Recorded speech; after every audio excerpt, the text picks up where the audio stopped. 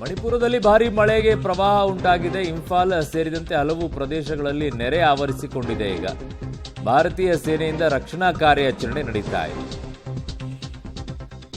ಪ್ರವಾಹ ಮತ್ತು ಭೂಕುಸಿತದಿಂದ 3,802 ಜನರು ಸಂಕಷ್ಟವನ್ನು ಅನುಭವಿಸ್ತಾ ಇದ್ದಾರಂತೆ.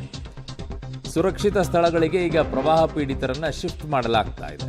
ಒಟ್ಟಾರೆಯಾಗಿ ಆ ಭಾಗದಲ್ಲಿ ಒಂದು 70 ರಿಂದ 80 ಸಾವಿರ ಜನರನ್ನ ಸುರಕ್ಷಿತ ಸ್ಥಳಗಳಿಗೆ ಸ್ಥಳಾಂತರ ಮಾಡುವಂಥ ಕೆಲಸವನ್ನು ಮಾಡ್ತಾ ಇದ್ದಾರೆ. ಒಂದೊಂದು ಭಾಗದಲ್ಲಿ ಒಂದೊಂದು ರೀತಿಯಾದಂಥ ಪರಿಸ್ಥಿತಿ ನಿರ್ಮಾಣವಾಗಿದೆ. ನದಿಯಲ್ಲಿದೆ, ರಸ್ತೆಯಲ್ಲಿದೆ ಅನ್ನೋದೇ ಗೊತ್ತಾಗ್ತಾ ಇಲ್ಲ. ಆ ರೀತಿಯಲ್ಲಿ ನೀರು ಹರಿತಾ ಇದೆ ಅನ್ನುವಂಥ ವರದಿಗಳು ಬರ್ತಾ ಇರೋದು ದೃಶ್ಯಗಳನ್ನು ನೋಡ್ತಾ ಇದ್ದೀರಾ. ಇದೆಲ್ಲ ರಸ್ತೆಯಲ್ಲಿ ಹರಿತಾ ಇರುವಂಥದ್ದು. ಮೊಣಕಾಲು ಉದ್ದ ಸೊಂಟದವರೆಗೂ ಕೂಡ ಕೆಲವು ಕಡೆಗಳಲ್ಲಿ ನೀರು ನಿಂತ್ಕೊಂಡಿದೆ. ನೋಡಿ ಜನ ಹೆಂಗೆ ಒದ್ದಾಡ್ತಾ ಇದ್ದಾರೆ ಅಂತ.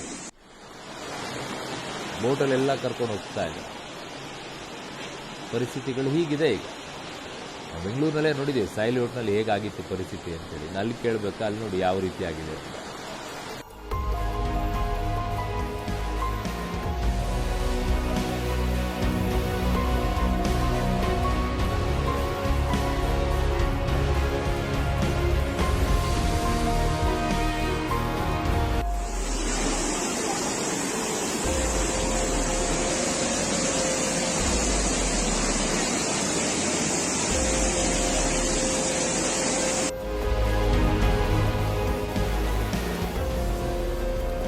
ಮಣಿಪುರದಲ್ಲಿ ಭಾರೀ ಮಳೆಗೆ ಪ್ರವಾಹ ಉಂಟಾಗಿ ಅಲ್ಲಿ ಜನರನ್ನು ರಕ್ಷಣೆ ಮಾಡುವಂಥ ಕೆಲಸವನ್ನು ಈ NDRFನವ್ರು ಮಾಡ್ತಾ ಇದ್ದಾರೆ.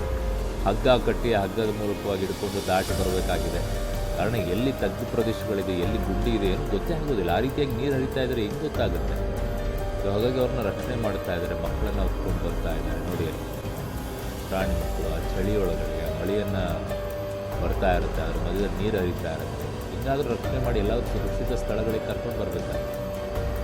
ಈಗ ಕೆಲಸವನ್ನು NDRFನವರು ಮಾಡ್ತಾ ಇದ್ದಾರೆ. ಕುಟುಂಬಸ್ಥರಂತೂ ಪರಿಸ್ಥಿತಿಗಳು ಮಕ್ಕಳಿಗೇನು ಗೊತ್ತಾ, ಈಗ ಬಟ್ಟೆ ಎಲ್ಲ ನೆಂದು ಹೋಗ್ಬಿಟ್ಟಿರುತ್ತೆ, ಹಾಕೊಳ್ಳೋಕೆ ಬಟ್ಟೆ ಇರೋದಿಲ್ಲ, ಅವೆಲ್ಲ ನೋಡಬೇಕಾಗುತ್ತೆ. ವಯಸ್ಸಾದವರು ಇರ್ತಾರೆ,